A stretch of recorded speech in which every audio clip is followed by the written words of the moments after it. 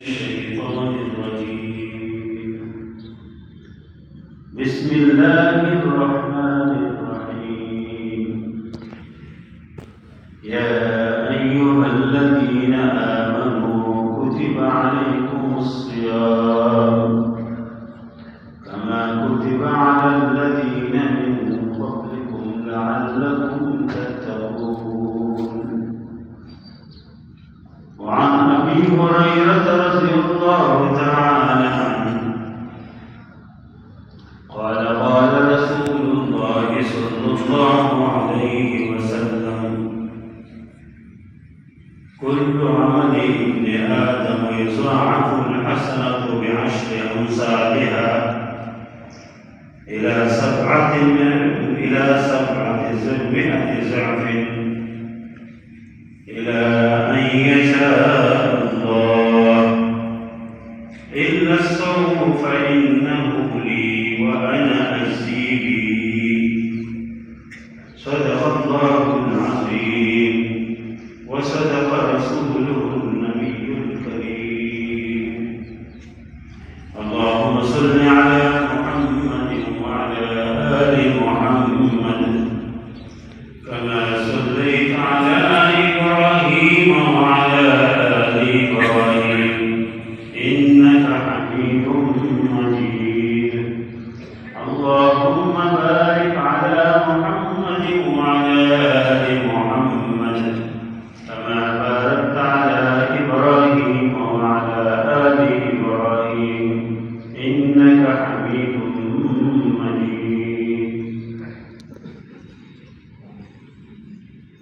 ہم اللہ تعالیٰ کا بہت شکر ادا کرتے ہیں، اور جتنے بھی ہم اللہ تعالیٰ کا شکر ادا کریں وہ کم ہیں کہ اللہ تعالیٰ نے ایک بار پھر رمضان کا جو بہت بابرکت مہینہ ہے وہ بہت جلد ہمارے اوپر ہمارے سروں پر سایہ فلک ہونے والا ہے،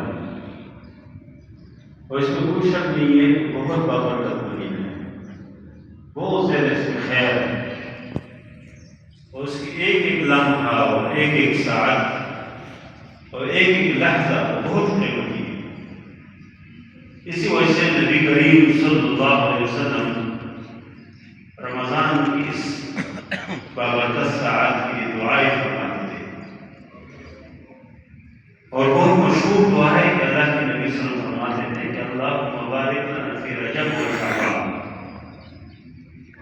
وبلغنا رمضان۔ یا اللہ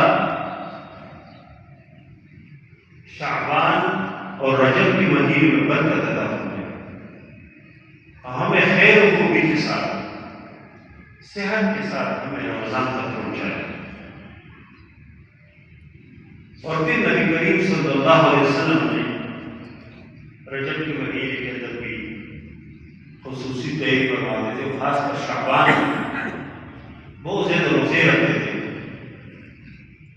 اور رمضان آنے پر پھر رمضان کی اس میں خصوصیت کے ساتھ اپنے آپ کو تھکاتے تھے، اپنے اہل عیال کو جگاتے تھے، خود بھی جاگتے تھے، اپنے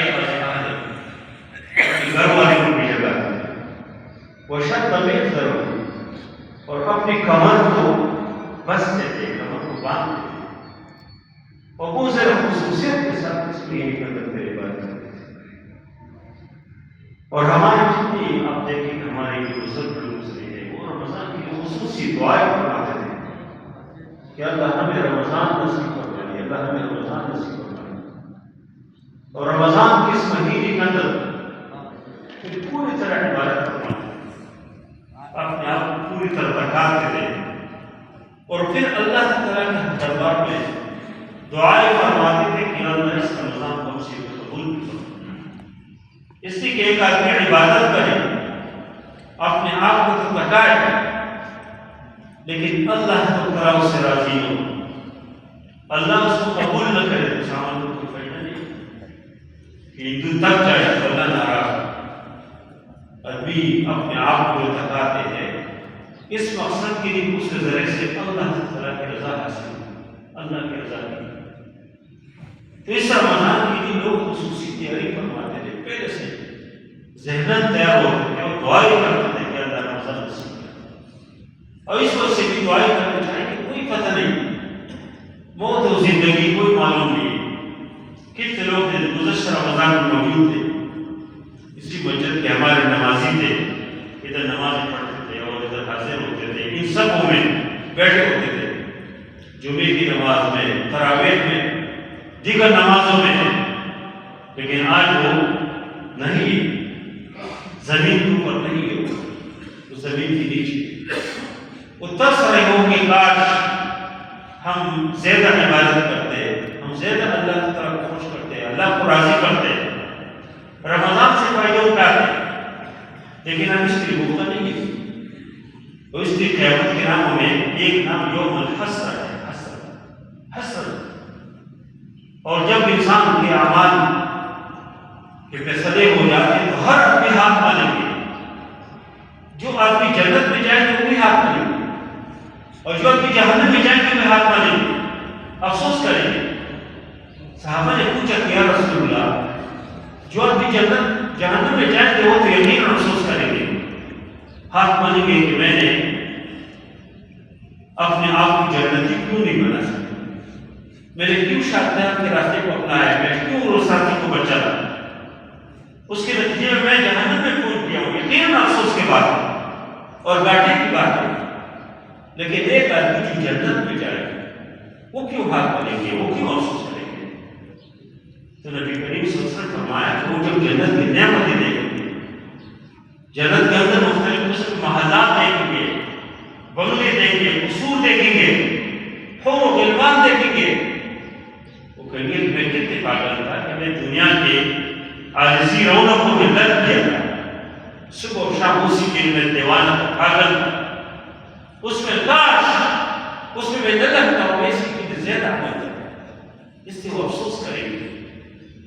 اس لیے یہ قرآن اللہ تعالیٰ نے اتار دی، اس لیے نبی کریم صلی اللہ علیہ وسلم نے حدیث کے اندر اس رمضان کی فضیلت ذکر کی، اہمیت ذکر کی کہ ایک مہمان ہے جو ہمارے پاس ایک مہینے کے لیے تشریف لاتا ہے، اور ایک مہمان اگر آپ کے پاس آ جائے اور آپ اس مہمان کی قدر نہ کریں، عزت نہ کریں، تو مہمان تو انسان سے خفا ہو جاتا ہے۔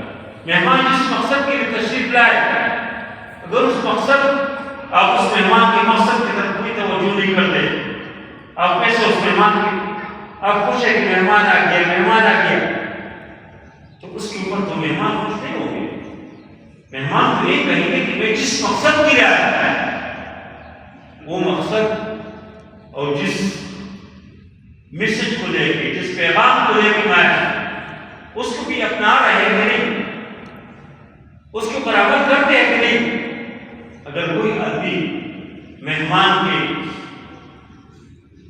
جو مقصد ہے، اسی کی جو جس بنیاد پر تشریف لائے اس کو تو اپنائے تو مہمان خوش جائیں گے اسے، لیکن کوئی آدمی مہمان کے ساتھ ویسے خوش ہو کہ مہمان آیا اور اس کے کسی بات پر عمل نہیں کرتے تو مہمان خفا جائے گا۔ اس سے رمضان ہمارے پاس اللہ تعالیٰ کی طرف سے مہمان ہے۔ اس رمضان کے بعد جو پیغام ہے، جو میسج ہے کہ ایک مسلمان اور مومن وہ کس طرح جہنم سے بچ جائے، کس طرح جنت میں جائے، کس طرح وہ اپنے آپ کو تکا کے اپنے آپ کی جنت میں مستحق بنائے، وہ مقصد اس رمضان کے پاس ہے۔ اور مہمان بھی کس کے ہوتے ہیں، بعض مہمان آ جاتے تو انسان کی دل نہیں چاہتے اس کا بیٹھ جائے، وہ چاہتے ہیں کہ اس کس طریقے سے وہ سب ہو جائے۔ بعض مہمان کے ساتھ انسان گپ شپ کرتے ہیں، انسان کی خواہش ہوتے ہیں کہ یہ نہ چاہے، خاص کر جو مہمان آپ کے ساتھ تحفے تحائف لائے، انعامات لائے، تو رمضان کے بعد جو سب سے اہم جو انعام ہے، جو تحفہ ہمارے لائے، وہ قرآن ہے۔ اللہ تعالیٰ نے فرمایا کہ شہر رمضان الذی انزل فیہ القرآن، رمضان کا مہینہ وہ بابرکت مہینہ ہے جس میں اللہ نے قرآن نازل کیا۔ تو اس وجہ سے اس رمضان کی ایک ایک لمحہ، ایک ایک منٹ، ایک ایک ساعت وہ بہت اہم ہے۔ اور نبی کریم صلی اللہ علیہ وسلم کو مشہور حدیث ہے، امام نسائی اور ابن ماجہ وغیرہ کو ذکر ہے حضرت سلمان فارسی رحمہ اس حدیث کے راوی ہیں. اگر آج اس حدیث کو ہم سامنے رکھ کے اس رمضان کے پیغام کو سمجھے اور اس مہمان کی آمد کے مقصد کو سمجھے تو یہ بہت بڑی بات ہے. حضرت سلمان فارسی رحمہ فرماتے ہیں کہ نبی کریم صلی اللہ علیہ وسلم نے شعبان کے آخری دن میں رمضان سے ایک دن پہلے اللہ کے نبی صلی اللہ علیہ وسلم نے خطبہ ارشاد فرمایا اور اس خطبے کی ایک ایک لفظ بہت ضروری ہے. اگر ایک آدمی اپنی طرف سے کچھ بھی نہیں ملا کوئی اس کو زیادہ وضاحت اور تشریح نہ کرے اور نبی کریم صلی اللہ علیہ وسلم کے الفاظ میں اس حدیث کو سنے تو بہت بڑی بات ہے. اللہ کے نبی صلی اللہ علیہ وسلم نے فرمایا سلمان فارسی فرماتے ہیں کہ خطب علی رسول اللہ صلی اللہ علیہ وسلم کی آخری یوم میں شعبان کی آخری دن آخری تاریخ میں اللہ کے نبی صلی اللہ علیہ وسلم نے خطبہ ارشاد فرمایا. اس خطبے کے اندر فرمایا کہ ایھا الناس قد اظلکم شہر عظیم شہر مبارک. فرمائے کہ اے انسانوں بہت عظیم مہینہ آپ کو سایہ پکڑ ہوگا. شہر عظیم شہر مبارک بہت بابرکت مہینہ. اللہ کے نبی صلی اللہ علیہ وسلم شہر عظیم اس کو کہتے ہیں شہر مبارک اس کو کہتے ہیں کہ بہت عظیم مہینہ بہت بابرکت مہینہ. اور پھر نبی کریم صلی اللہ علیہ وسلم فرمایا کہ جعل اللہ صیامہ فریضہ. اللہ نے اس مہینے کی روزی کو فرض کیا. ہر مومن ہر مسلمان کو فرض ان روزوں کو رکھنا فرض. قرآن یہ آیات میں نے تلاوت اس میں اللہ نے یہ فرمایا یا ایھا الذین آمنوا کتب علیکم الصیام. اے ایمان اے ایمان والو یہ روزے اللہ نے آپ پر فرض کیے کما کتب علی الذین من قبلکم جس طرح آپ سے پہلے امتوں کو پر اللہ نے فرض کیا. اس طرح آپ پر ہر امت کے اوپر ہر شریعت اور ہر دن میں اللہ نے روزی کس نہ کس طریقے سے اللہ نے فرض کی. اس کے مدت الگ ہے اس کے طریقہ کار الگ ہے لیکن روزے اللہ نے کسی نہ کسی شکل میں ہر امت ہر نبی کی امت کو پر اللہ نے فرض کی. اس لیے کس روزے کے ذریعے سے انسان اللہ کے قریب ہو جاتے ہیں اللہ کی قرب حاصل کرتے ہیں. اس روزے کے نتیجے میں انسان خرابیوں سے بچ جاتا ہے انسان گناہوں سے بچ جاتا ہے. اس وجہ سے نبی کریم صلی اللہ علیہ وسلم نے نوجوانوں کو مخاطب کیا. جوانوں فرمایا کہ یا معاشر الشباب من استطاع منکم الباءۃ فلیتزوج. اے جوانوں جو آپ میں شباب کو پہنچ جائے جوانی کو پہنچ جائے تو فلیتزوج وہ نکاح کرے شادی کرے. اور فرمایا کہ فإنه أغض للبصر وأحسن للفرج. اسی فرمایا کہ اس سے انسان کے آنکھ جھک جاتے ہیں انسان کی شرمگاہ پاک ہو جاتا ہے. ومن لم يستطع اور جو آدمی نکاح نہیں کر سکتے نکاح کی طاقت نہیں ہے فرمایا کہ فعلیہ بالصوم اس کے اوپر روزہ لازم ہے روزہ رکھے. اور پھر فرمایا کہ فإنه له وجاء یہ وجاء اس کی شہوت پورنے کے لیے بہترین ذریعہ ہے. تو اس روزے کو اللہ نے جو ہر امت کے اوپر اللہ نے فرض کیا کسی نہ کسی شکل میں اس وجہ سے کہ انسان شیطان کے راستے کو کرنا چاہیے انسان گناہوں سے بچ جائے. تو نبی کریم صلی اللہ علیہ وسلم نے بھی فرمایا کہ اللہ نے جعل اللہ صیامہ فریضہ وقیام لیلہ تطوعا. اور فرمایا کہ اس رمضان کے رات کے جو قیام ہے اللہ نے اس کو نفل مقرر کیا اس کو سنت مقرر کیا. اور پھر فرمایا کہ من تقرب فیہ بخصلۃ من الخیر جو آدمی اس رمضان کے اس مہینے کے اندر کوئی بھی خیر کا کام کرے جو عام خیرات کو نفل ہو کوئی عام خیر کا کام ہے سنت ہو تو اس کے لیے جو اجر ہے فرمایا گویا کہ اس نے ایک فرض ادا کیا فرض. اور جو آدمی اس رمضان کے اندر فرض ادا کرے ومن ادى فریضۃ فیہ کان کمن ادى 70 فریضۃ فیما سوا. وہ اس طرح رمضان کے علاوہ سے 70 فرض ادا کرے. رمضان کے بغیر ایک آدمی جو فرض ادا کرتے وہی فرض اگر آدمی رمضان میں ادا کرے تو 70 فرضوں کی نماز اجر سے ملتی ہے. ایک فرض زور کی نماز پڑھ لی وہ ایک آپ نے 70 نمازیں پڑھ لی وہ ایک آپ نے 70 دن کی نماز پڑھ لی. آپ گویا کہ آپ نے 70 بار زکات کی. اس طرح کوئی بھی فرض کام اس مہینے کے اندر آپ کریں گے تو نبی کریم صلی اللہ علیہ وسلم فرمایا کہ اس کو 70 فرض کی اجر دے. ومن ادى فریضۃ فی کان کمن ادى 70 فریضۃ فی مسوا. اور پھر فرمایا کہ وہ شہر الصبر، یہ صبر کا مہینہ ہے. والصبر ثوابہ الجنہ، اور فرمایا کہ صبر کا مطلب کیا ہے؟ جنت. صبر کا مہینہ ہے. صبر کا مطلب کیا ہے؟ انسان کے سامنے دیکھو پانی موجود ہوتے ہیں، صاف پیاس لگو کہ نہیں کی اللہ نے کھانا حلال رزق اپنے ہاتھ کی کمائی موجود ہے نہیں کھاتے. کیوں؟ اللہ نے منع کی. حالانکہ لوگ کے سامنے وہ نہیں کھاتے نہیں پیتے، کسی خالی جگہ میں جا کے اپنی دکان کے اندر جا کے کھا سکتے، اپنے گھر کی کسی کمرے میں جا کے کھا سکتے، پی سکتے، لیکن نہیں کھاتے نہیں پیتے. اور اس طرح انسان کی شہوت خواہشات ان کے پاس موجود ہے لیکن اس خواہش کو استعمال نہیں کرتے. حلال بیوی نکاح شرعی محمدی کے مطابق اس کے پاس موجود ہے، اپنی خواہش کو پورا نہیں کرتے، اپنے آنکھ کو غلط استعمال نہیں کرتے، زبان کو غلط استعمال نہیں کر رہے، فحش گوئی نہیں کرتے، کوئی غلط کام نہیں کرتے. تو صبر کا جو آدمی سر صبر کرے تو اللہ کے نبی صلی اللہ علیہ وسلم فرمایا کہ وہ صبر ثواب الجنہ، صبر کا بدلہ ہے جنت. یہ آدمی جنت میں جائیں گے. اور اللہ کے نبی صلی اللہ علیہ وسلم فرمایا وہ شہر المواساۃ، ہمدردی کا مہینہ. ویسے مسلمان مومن کو ہمیشہ کی ہمدردی کرنا چاہیے. صحابہ کرام کی مثال اللہ نے اس کی تعریف اللہ نے قرآن میں کی، وہی یؤثرون علی انفسہم ولو کانوا بہم خصاصہ، اپنے اوپر اوروں کو ترجیح دیتے ولو کانوا بہم خصاصہ، اگرچہ خود بہت مشکل میں ہو. اور کئی مثالیں پانی کی ضرورت ہے، خود العطش کی آواز لگا رہے ہیں پیاس سے العطش العطش، لیکن قریب میں کسی اور کی آواز سن دے وہ کہتے اس کو دے، وہ کہتے اس کو دے. اور اس طرح کوئی اثار اور قربانی کی مثالیں بھی پیش. یہ ہمارے نمونہ ہے، خود نبی کریم صلی اللہ علیہ وسلم کی اثار اور قربانی کی مثال ہے. تو ایک مسلمان مومن کو ہمیشہ کے لیے اس کے دل میں ہمدردی، اس کے دل میں لوگوں کی خیر کا جذبہ ہو.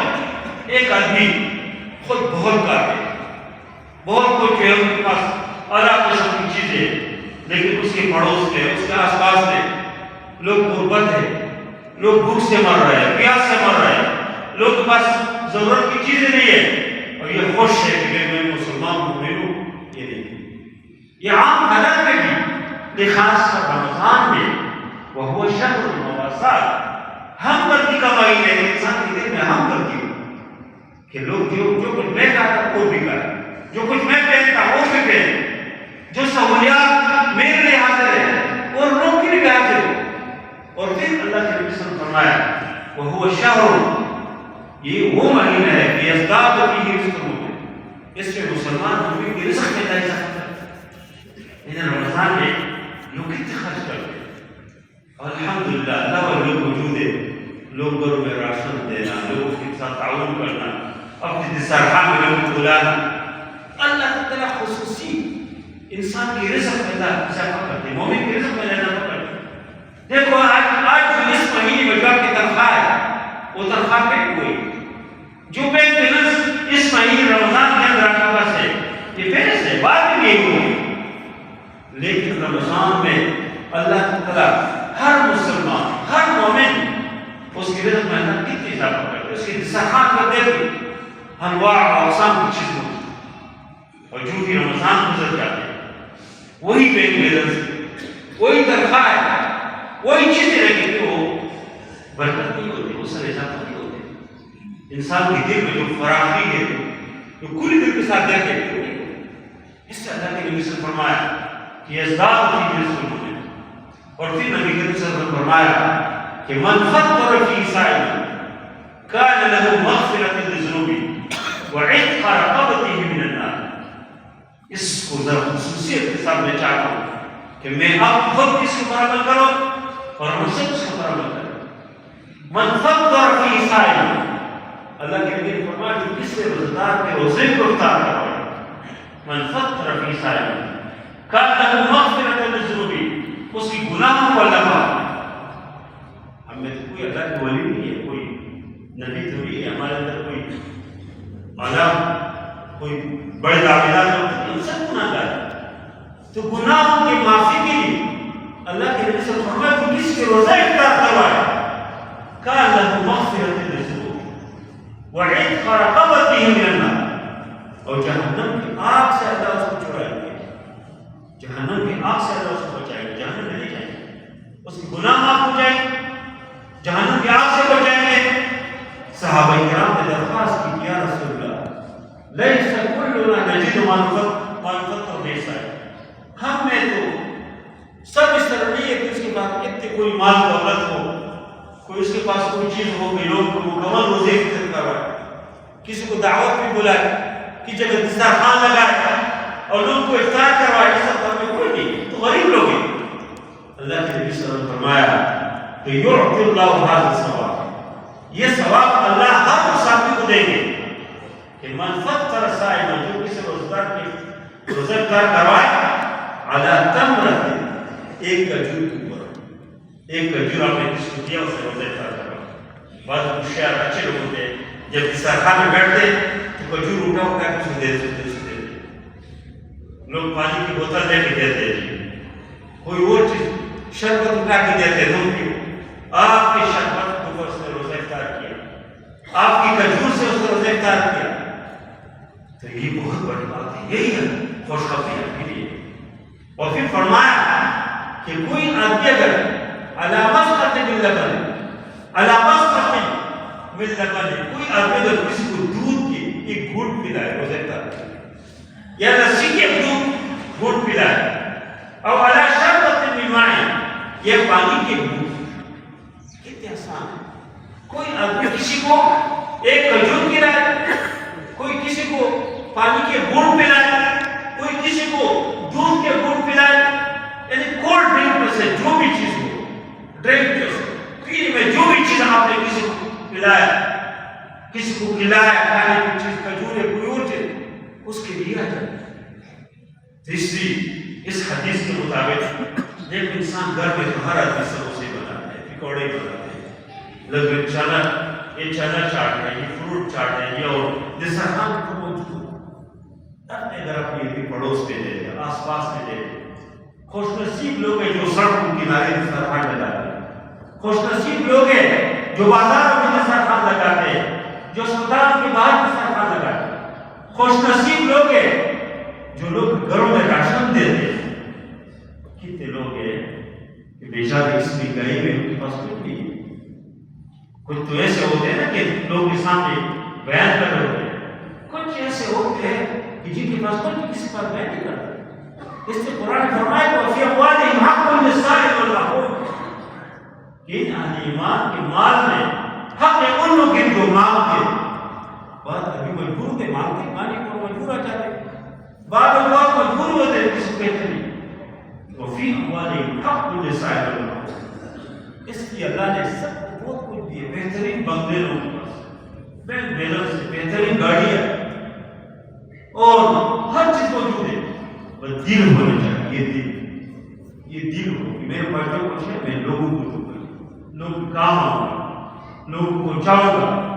خاص کر اس رمضان کے مہینے میں نبی کریم صلی اللہ علیہ وسلم تو ویسے بہت سخاوت کرواتے ہیں، لیکن اس رمضان کے مہینے میں نبی کریم صلی اللہ علیہ وسلم اجود الناس بالخیر، لوگوں سے زیادہ جواد، زیادہ سخاوت کرنے والا، اور فرمایا تھا ریح المرسلہ، جیسے تیز ہوائیں چلتی ہیں، تیز ہوائیں، اس طرح نبی کریم صلی اللہ علیہ وسلم سخاوت فرماتے تھے۔ تو یہ خاص کر رمضان کے اس مہینے میں انسان کی جو کچھ ہے اللہ کے راستے میں خرچ کرے، اور پھر نبی کریم صلی اللہ علیہ وسلم نے بہت زیادہ بشارت سنائی ان لوگوں کی جو اس طرح کے خیر کے کام کرتے ہیں اس مہینے کے اندر۔ تو اس لیے بہت بابرکت مہینہ ہے۔ نبی کریم صلی اللہ علیہ وسلم نے فرمایا کہ جو آدمی اس میں ایک دن کا روزہ رکھے، من صام یوما فی سبیل اللہ جعل اللہ بینہ وبین النار خندقا کما بین السماء والارض، فرمایا کہ جو آدمی اس رمضان کے مہینے کے ایک دن کا بھی روزہ رکھے تو اس کے لیے اللہ ایک خندق بنائے اس کو جہنم کے درمیان، کما بین السماء والارض، جس طرح آسمان و زمین کی تربیت ہے. اور ایک روایت میں یہ ہے 70 خلیفہ جہنم اللہ اس کے 70 سال اللہ اسے دور کرے. 70 خلیفہ. اور یہ رمضان وہ مہینہ ہے نبی کریم صلی اللہ علیہ وسلم نے فرمایا. نبی کریم صلی اللہ علیہ وسلم فرمایا حدیث قدسی ہے کہ ہر عمل جو مسلمان ہوتی جو بھی عمل کرتے اس کی اجر اللہ کی طرف سے بڑا چڑھا کے دیتے 10 گنا. اور 10 گنا سے آگے 700 گنا اللہ کرتے ہیں. 700. اور فرمایا کہ اس سے بھی اللہ جتنی چاہتے اللہ دیتے. لیکن فرمایا کہ الا الصوم روزہ. فرمایا کہ فإنه لي وأنا أجزي به. فرمایا کہ روزہ میرے لیے اللہ فرماتا ہے. ویسے تو نماز میں اللہ کے لیے پڑھتے ہیں, تمام حج بھی زکات بھی سب اللہ کے لیے, لیکن اس کو اللہ نے خصوصی فرمایا کہ یہ میرے لیے, یہ کسی اور کے نہیں ہے. فإنه لي فرمایا کہ وأنا أجزي به, میں اس کا لیے. اور بعض لوگ اس کو بعض روایت سے معلوم ہوتی ہے کہ انا اجزا ہے, کہ انا اجزا میں خود اس کا بدلہ ہوں.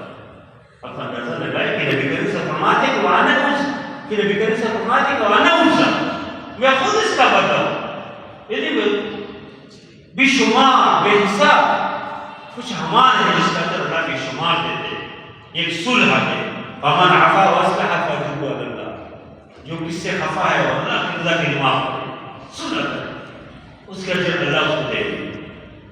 اور اس طرح روزہ کچھ اور اعمال ہیں قبول کرتے ہیں اور وہ سے اس کا اجر دیتے. اس لیے اس رمضان کے مہینے میں خصوصی اللہ کے ساتھ تعلق بنائے. پتہ نہیں پھر ہمیں نصیب ہو جاتا ہے کہ اللہ کو راضی کرنے کی کوشش کرے, اللہ کو خوش کرنے کی کوشش کرے. اور یہ تو 24 گھنٹے اور 12 مہینے جو تک وہ کرتے یہ ہم تھوڑا سی کام کریں. کام مانا نہیں ہے حلال رزق کی تلاش کا فضل اللہ کا, فضل اللہ اللہ کی فضل ہے. حلال رزق کمانا کوئی من نہیں ہے, لیکن ہر وہ حلال رزق بھی جو آپ کی دین کے راستے میں رکاوٹ ہو, اسلام کے راستے میں رکاوٹ ہو, آپ کی دین کے راستے میں رکاوٹ ہو, اس کو نہیں کرو. اس رمضان میں بہت سارے نوجوان آپ دیکھو روزے کا وہ کہتے ہم کام کرتے ہیں, ہم پڑھتے ہیں, پر اس مہینے میں نہ کرو, اس مہینے میں نہ کرو, اس مہینے میں کام نہ کرو. بہت سارے مزدور بہانا بناتے ہیں کہ ہم جی کام کرتے ہیں, نہ کرو, کام کم کرو, لیکن اس مہینے کی عزت کرو, اس مہینے کی قدر کرو. اللہ تعالیٰ کے پاس دربار, اللہ کے دربار میں کس چیز کی کمی نہیں ہے. وَلِلَّهِ خَزَائِنُ السَّمَاوَاتِ وَالْأَرْضِ وَلَكِنَّ الْمُنَافِقِينَ لَا يَعْلَمُونَ. اللہ تعالیٰ کے دربار میں ہر چیز کی خزانے. انسان کی صلاحیت تو بڑھنے ہے کہ میرے پاس یہ صلاحیت ہے, یہ فلان کام میں کروں گا, فلان پھر مجھے اللہ نے خیر دے گے. اللہ کے ذات پر سمجھے توکل کے ومن یتوکل علی اللہ فہو حسبہ.